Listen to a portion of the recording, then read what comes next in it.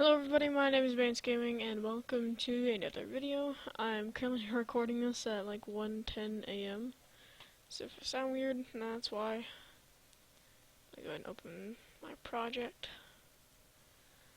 This is what I called Jumper, which is slightly ironic because there is currently nothing to do with jumping.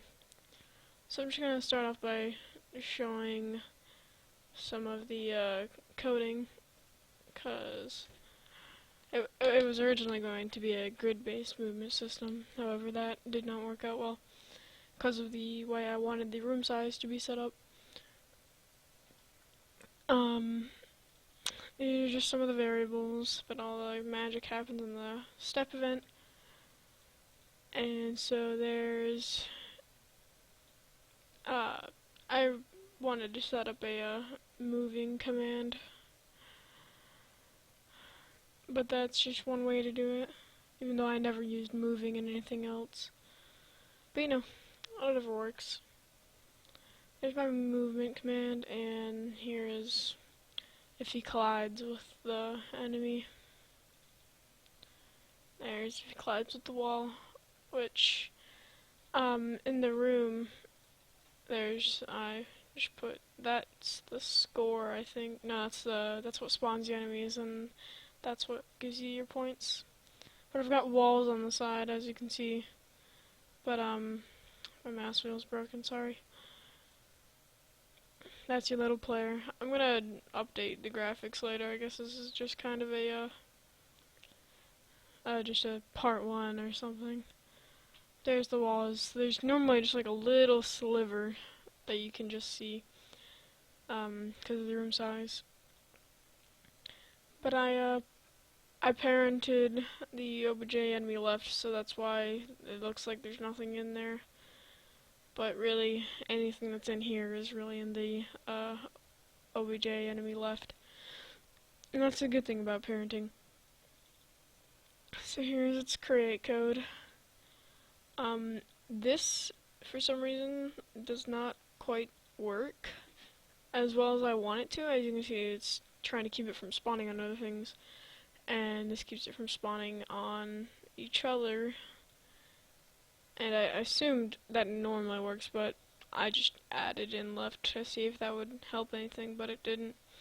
And that's just so it doesn't spawn on the wall, and of course it's never going to spawn on the player because I have it locked in that Y is at 23, but it does choose random room width.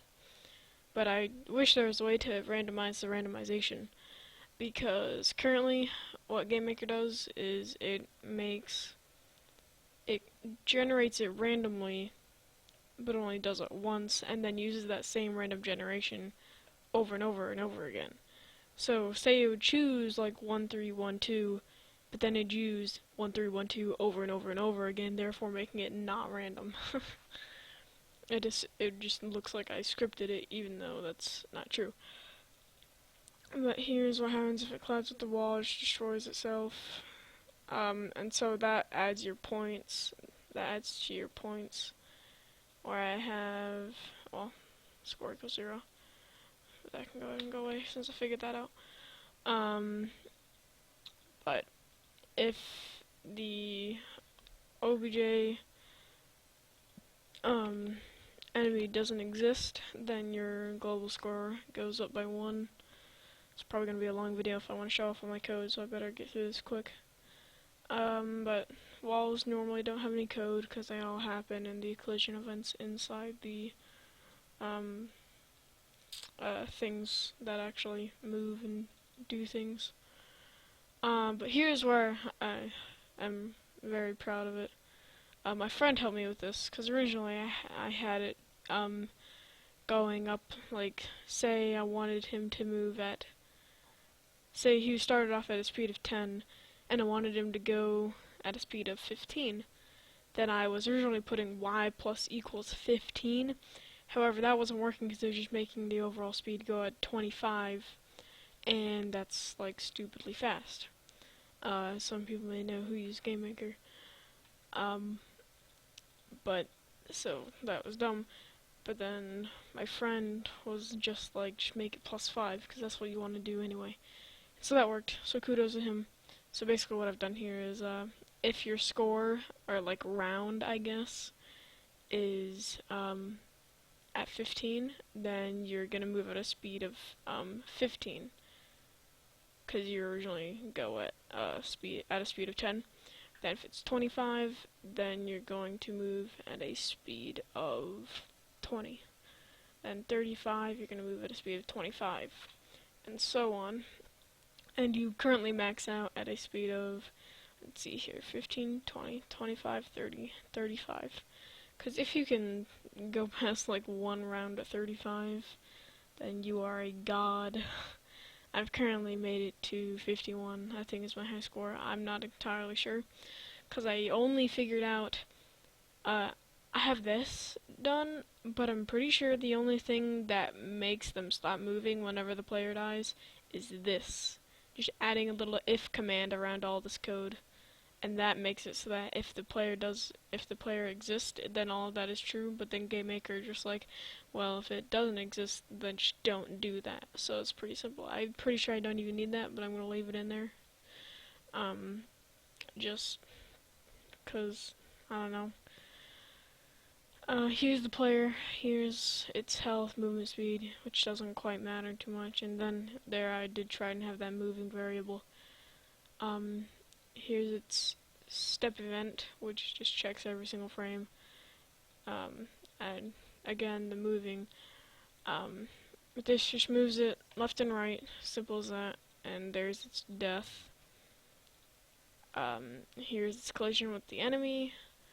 Simple. Here's its collision with the wall. Very simple. And so, obviously, this part is very simplistic. Like, I literally just made freaking two faces. You know, red and green, because Christmas, and why not? The room, there's no special coding that I put in for it. And there's currently no sounds. And this was just something that I made to be something. And it actually does kind of like trip you up whenever they're moving downwards really fast. And, you just see lines behind it. It makes you think that they're moving really fast, or like the background is moving or something. So, here is the game. Now, I know it doesn't seem like much. Obviously, there's games where you have to avoid the falling objects. However, it is, here's my phone, is,